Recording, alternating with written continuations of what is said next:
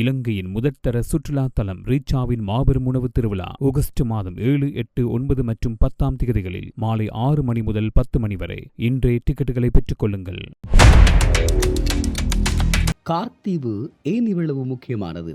அமெரிக்க அதிபர் Donald Trump ஈரானின் கார்க் தீவை கைப்பற்றப் போவதாகவும் அங்கு மிகப்பெரிய இராணுவ தாக்குதலை நடத்தப் போவதாகவும் தனது ட்ரூத் சோசியல் தளத்தில் அறிவித்திருக்கிறார். கார்க் தீவு ஈரானின் கடற்கரையிலிருந்து 16 மைல் தொலைவிலும், ஹார்முஸ் ஜலசந்தியிலிருந்து 300 மைல் தொலைவிலும் பாரசீக வளைகுடாவின் வடக்கே அமைந்துள்ளது. ஆழமான கடல் பகுதியை கொண்டிருப்பதால் ஈரானின் பிரதான நிலப்பரப்பிற்கு வர முடியாத மிகப்பெரிய எண்ணெய் டேங்கர் கப்பல்களை இங்கு எளிதாக வந்து செல்ல முடியும். தற்போதைய போர் தொடங்குவதற்கு முன்பு ஈரானின் ஒட்டுமொத்த எண்ணெய் ஏற்றுமதியில் 90% இந்த தீவின் வழியாகவே நடைபெற்றது. இந்த தீவை கைப்பற்றுவதன் மூலம் ஈரானின் பொருளாதாரத்தை முற்றிலுமாக முடக்க அமெரிக்கா திட்டமிட்டது. ஆனால் திடீரென ட்ரம்ப் இந்த இராணுவ தாக்குதல் திட்டத்தை ரத்து செய்வதாக அறிவித்தார். அமெரிக்காவின் மிரட்டலுக்கு ஈரான் காட்டிய எதிர்வினை எப்படி என்றால், ட்ரம்பின் அச்சுறுத்தலுக்கு ஈரானிய நாடாளுமன்றத்தின் தேசிய பாதுகாப்பு மற்றும் வெளியுறவுக் கொள்கை குழுவின் தலைவர் இப்ராஹிம் அஜிஜி மிக கடுமையான எச்சரிக்கையை விடுத்தார். அமெரிக்காவின் கற்பனை உலகில் வாழும் ஜனாதிபதி கார்க் தீவில் மட்டுமின்றி ஈரானின் எந்த ஒரு பகுதியிலும் தவறான இராணுவ நகர்வை மேற்கொண்டால் அது வரலாற்றில் பதியக்கூடிய ஒரு பேரழிவுகரமான பதிலடியாக இருக்கும் என எச்சரித்தார். ஈரானிய ஆயுதப்படைகள் கார்க் தீவில் தங்களின் உச்சகட்ட தயார் நிலையில் நிறுத்தப்பட்டுள்ளதாகவும் அமெரிக்க அதிபரின் கைகள் தற்போது வெறுமையாக இருப்பதாகவும் ஈரான் தரப்பில் கூறப்பட்டது. ஈரானின் புரட்சிகர காவல்படையின் மூத்த ஆலோசகர் அலி பட்டாவை கூறுகின்ற போது, பல மாதங்களாக உலக வல்லரசான அமெரிக்காவை எதிர்த்து போராடி அவர்களை மண்டியிட வைத்துள்ளதாக பெருமிதம் தெரிவித்தார். இராணுவ பதற்றத்திற்கு மத்தியில் நடக்கும் அமைதி பேச்சுவார்த்தைகள் தாக்குதல் திட்டங்களை ரத்து செய்வதை தொடர்ந்து வெள்ளை மாளிகையின் ஓவல் அலுவலகத்தில் செய்தியாளர்களை சந்தித்த டொனால்ட் ட்ரம்ப் போரை முடிவுக்கு கொண்டுவர ஈரானுடன் மிக நெருக்கமான உடன்படிக்கை எட்டவுள்ளதாக குறிப்பிட்டார். ஈரான் எந்த காரணத்தை கொண்டும் அணு ஆயுதங்களை உருவாக்கவோ அணுசக்தி போர்க்கப்பல்களை வாங்கவோ கூடாது என்பது இந்த ஒப்பந்தத்தின் முதன்மை நோக்கமாகும். தற்போது ஒரு வலுவான விரிவான புரிந்துணர்வு ஒப்பந்தமாக வடிவமைக்கப்பட்டுள்ளது. அமெரிக்காவைப் போலவே ஈரானும் இந்த ஒப்பந்தத்தில் கையெழுத்திட மிகுந்த ஆர்வம் காட்டி வருவதாக ட்ரம்ப் தெரிவித்தார். அதே நேரத்தில் ஈரானிய வெளியுறவு அமைச்சக தரப்பில் ஒப்பந்தத்தின் பெரும்பகுதி இறுதி செய்யப்பட்டுவிட்ட போதிலும் அமெரிக்காவின் அடிக்கடி மாறும் முரண்பாடான நிலைப்பாடுகள் பேச்சுவார்த்தையில் குழப்பத்தையும் தடங்கல்களையும் ஏற்படுத்துவதாக குற்றம் சாட்டப்பட்டுள்ளது. தற்போது பாகிஸ்தான் உள்ளிட்ட நாடுகளில் மத்தியஸ்தர்களாக செயற்பட்டு வருகின்றனர். சர்வதேச சமூகத்தின் தற்போதைய நிலைப்பாடு அமெரிக்கா மற்றும் ஈரான் இடையிலான இந்த மோதல் போக்கு அண்டை நாடுகளுக்கு பரவி உலகளாவிய போராக வெடிக்கக்கூடும் என்று ஐக்கிய நாடுகள் சபை கவலை தெரிவிக்கிறது. ஐநா பொதுச் செயலாளரின் எச்சரிக்கையின்படி ஐநா செய்தி தொடர்பாளர் ஸ்டீவன் டுஜாரிக் வெளியிட்ட அறிக்கையில், வளைகுடா பகுதியில் தொடரும் ஏவுகணை தாக்குதல்களும் இரண்டு நாடுகளும் கடுமையான அரசியல் சாடல்களும் பெரும் கவலையளிப்பதாக தெரிவித்தார். போர் மீண்டும் முழுவீச்சில் தொடங்கினால் உலக நாடுகளுக்கும் குறிப்பாக பொருளாதார ரீதியாக பின்தங்கிய ஏழை நாடுகளுக்கும் கணிக்க முடியாத பேரழிவுகள் ஏற்படும். ஐநாவின் கோரிக்கை சர்வதேச கடல்சார் போக்குவரத்து உரிமைகள் மதிக்கப்பட வேண்டும் என்றும், இரண்டு நாடுகளும் உடனடியாக முழுமையான போர் நிறுத்தத்தை கடைபிடித்து தூதரக பேச்சுவார்த்தைகள் மூலம் நீடித்த அமைதியை ஏற்படுத்த வேண்டும் எனவும் ஐநா வலியுறுத்தி வருகிறது.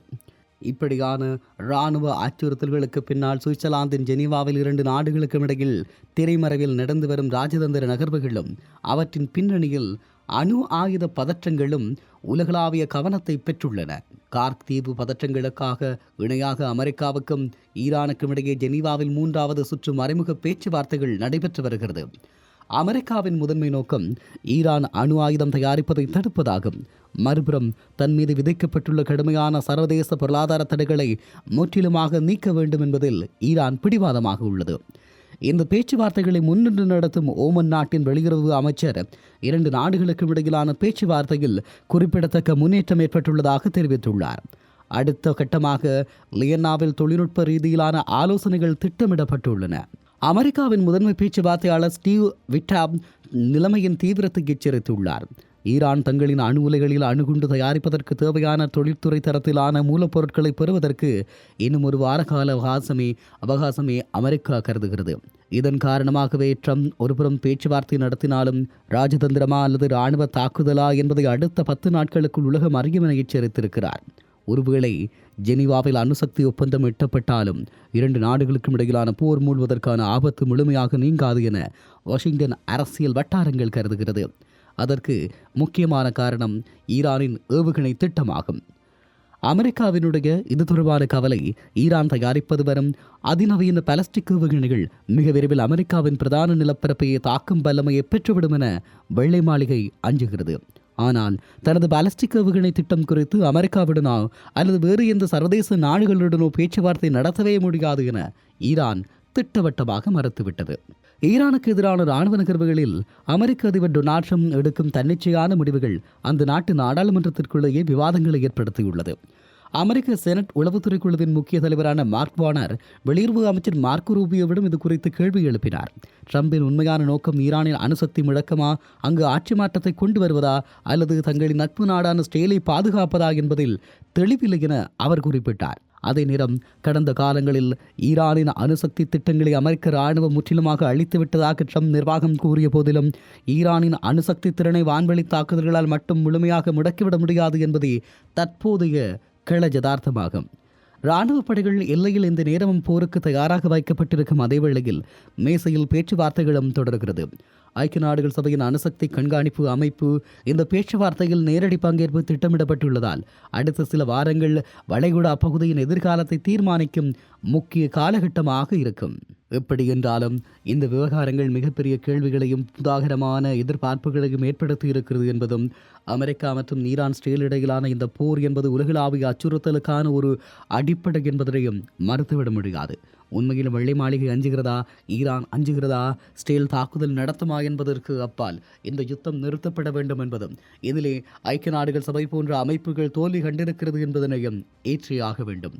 உண்மையில் அமெரிக்காவினுடைய வளைகுடா தடங்கள் தாக்கப்பட்டிருப்பதும் ஈரானை அமெரிக்கா சும்மா விடும் என்கின்ற அந்த எண்ணம் இப்போது இல்லாமல் செய்யப்பட்டிருக்கிறது. ஆகவே ஈரான் மீது எப்படியான தாக்குதல் நகர்த்தப்படும், இந்த தாக்குதல்கள் எப்படியான முடிவுகளை ஏற்படுத்தப் போகிறது என்பது தொடர்பான கேள்விகளும் எதிர்பார்ப்புகளும் அதிகரித்து நிற்கிறது. உண்மையில் உலகளாவிய ரீதியில் இந்த போர் என்பது மிகப்பெரிய அச்சத்தையும் மிக பெரும் பஞ்சத்திற்கான வழியையும் கோரியிருக்கிறது என்பதை மறுக்க முடியாது என்றும் குறிப்பிட முடியும். ஆகவே இந்த விவகாரங்களை எப்படி உலகம் கையாளப் போகிறது, உலக நாடுகள் எப்படி இதனை சமாளிக்கப் போகிறது என்பதுதான் இப்போது இருக்கக்கூடிய மிக முக்கியமான கேள்வியாகும். இந்த இரண்டு நாடுகளும் போர் வெறி பிடித்து நிற்கின்ற இந்த காலப்பகுதியில் இந்த போர் என்பது உலகத்தின் சமநிலையையும் உலகத்தின் பாதுகாப்பையும் உலக மக்களினுடைய நிம்மதியையும் பறித்து நிற்கிறது என்பதில் எந்த விதமான மாற்று கருத்துக்களும் கிடையாது. இந்த மாற்றுகளை எப்படி எதிர்கொள்ளப் போகிறது உலகம் என்பதும் இந்த உலகத்தினுடைய எதிர்கொள்ளப் போகின்ற அந்த தன்மைகள் உலகத்தின் அமைதியையும் உலக பொருளாதார மந்த நிலையையும் தீர்க்குமா என்பதுமே இப்போது இருக்கக்கூடிய மிக பெரும் கேள்வியாகும். இந்த கேள்விகளுக்கான பதிலை தேடி நாங்கள் தொடரலாம்.